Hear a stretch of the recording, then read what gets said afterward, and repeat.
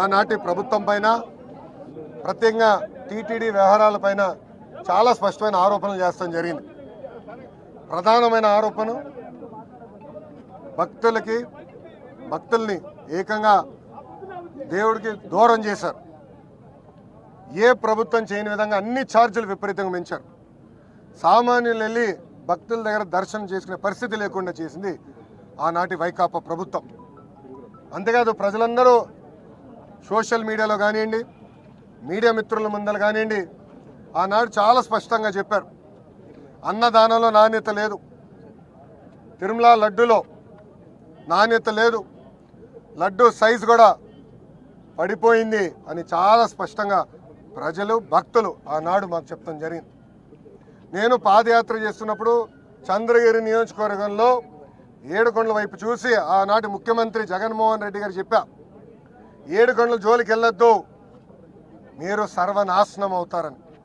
కానీ వినలేదు. అక్కడ కూడా ఎప్పుడు లేని విధంగా అవినీతి చేశారు. దాంట్లో భాగంగా కల్తీ నెయ్యి వాడటం జరిగింది. తెలుగుదేశం పార్టీ అంటే ఎన్డీఏ ప్రభుత్వం ఏర్పడిన వెంటనే కొత్త ఈఓని నియమించి ఈఓ గారికి అన్ని పవర్స్ ఇచ్చి మొత్తం ప్రక్షాళన చేయండి వ్యవస్థల్ని, గతంలో జరిగిన పొరపాట్లు జరగకూడదు, నెయ్యి టెస్ట్ చేయండి, బియ్యం టెస్ట్ చేయండి, కూరగాయలన్నీ టెస్ట్ చేయండి, నాణ్యత మనం మెయింటైన్ చేయాలని చంద్రబాబు నాయుడు గారు ఆదేశాలు జారీ చేసి పంపిస్తాం జరిగింది. దాంట్లో భాగంగా ఈఓ గారు నెయ్యిని ప్రత్యేకంగా ఎన్డీటీవీ ల్యాబ్కి పంపిస్తే దాంట్లో చాలా స్పష్టంగా ఈరోజు మేము ఆధారాలు బయట పెట్టాం. చాలా స్పష్టంగా పంది మాంసం ఉందని, అదేవిధంగా బీఫ్ ఫ్యాట్ ఉందని, ఫిష్ ఆయిల్ అంటే చేప నూనె ఉందని చాలా స్పష్టంగా రిపోర్ట్లో వచ్చింది. చంద్రబాబు నాయుడు గారు ఏమైనా మాట చెప్తే ఆధారాలతో చెప్తారు. అందుకే నేను చెప్పారు, ఈరోజు ఆధారాలు మేము బయట పెట్టాం. ఇంకా నేను చాలా బాధేస్తుంది. గతంలో ఎంతోమంది ముఖ్యమంత్రులు చూసాం, ఎన్నో ప్రభుత్వాలు మేము చూసాం, కానీ గత ప్రభుత్వం లాంటి ప్రభుత్వం ఈనాడు చూడలేదు. జగన్మోహన్ రెడ్డి గారు లాంటి ముఖ్యమంత్రిని ఈనాడు మనం చూడలేదు. ముఖ్యంగా వెంకటేశ్వర స్వామి జోలికి వెళ్ళారు, నాణ్యత లేకుండా చేశారు, దేవుడిని భక్తులకి దూరంగా చేశారు. ఒక మాట చెప్పాలంటే టీటీడీ కేవలం ఆనాడు ధనవంతులకి, ఇంకో పక్కన వాళ్ళ మిత్రులకి, శ్రేయోభిలాషుల కోసమే మెయింటైన్ చేశారు తప్ప సామాన్యులకి దూరం చేశారు. అందుకే సంస్కరణలు తీసుకొచ్చాం, పవిత్రం మేము కాపాడుతాం, దాంట్లో ఎలాంటి సందేహం లేదు. సంస్కరణలు తీసుకొస్తాం, మళ్ళీ పూర్వ వైభవం తీసుకొచ్చే బాధ్యత ఎన్డీఏ ప్రభుత్వం తీసుకుంటుందని ప్రజలందరూ తెలుపుకుంటూ నిజంగానే చాలా చాలా బాధేస్తుంది. నిన్న చంద్రబాబు నాయుడు గారు చెప్పినప్పుడు అక్కడున్న శాసనసభ్యులు మేము అందరం షాక్కి కూడా గురయ్యాం. అదైన తర్వాత రాత్రి మేము అందరం కూడా మాట్లాడుకుంటాం జరిగింది. ఈరోజు ఆధారాలు బయట పెడతాం కూడా జరిగింది. మా అందరిపైన బాధ్యత ఉంది.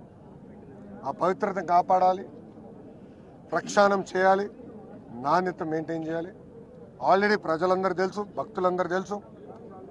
కొత్త ఈఓ గారు వచ్చిన తర్వాత నాణ్యత చాలా పెరిగింది.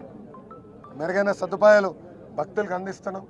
క్యూలో నిలబడితే వాళ్ళకి టైంకి మజ్జిగ, పిల్లలుంటే పాలు, ఇవన్నీ కూడా ఎన్డీఏ ప్రభుత్వం అందిస్తుంది. ముందు ఇంకా మంచి పనులు చేస్తామని ప్రజలందరూ తెలుపుకుంటూ వైవై సుబ్బారెడ్డి తిరుమలకు వచ్చి ప్రమాణం చేయడానికి కూడా సిద్ధంగా ఉన్నా చెప్తున్నాడు. నేను తప్పు చేయలేదని చెప్తున్నాడు ఆయన. అంటే దీన్ని నమ్మాలి. ఇప్పుడు సిద్ధమా? నేను ఇక్కడనే ఉన్నా. రిపోర్ట్ క్లారిటీ ఇంకేం కావాలి ఆయనకి? అంటే ఆయనకి గ్రిప్ లేదా? ఈయోగా ఉన్నప్పుడు ఆయన తెలియదా ఏం జరిగిందో?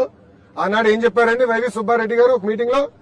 అవుతే ఏముంది ఒక 5,000 పెంచుదాం, అవుతే ఏముంది 10,000 పెంచుదాం ఫీ, అవుతే ఏముంది 15,000 పెంచుదాం అన్నాడు. అంటే ఎంత అహంకారంగా వివరించారండి. అంటే సామాన్యులు దేవుడి దగ్గరికి వెళ్ళకూడదా, దర్శనం చేసుకోకూడదా?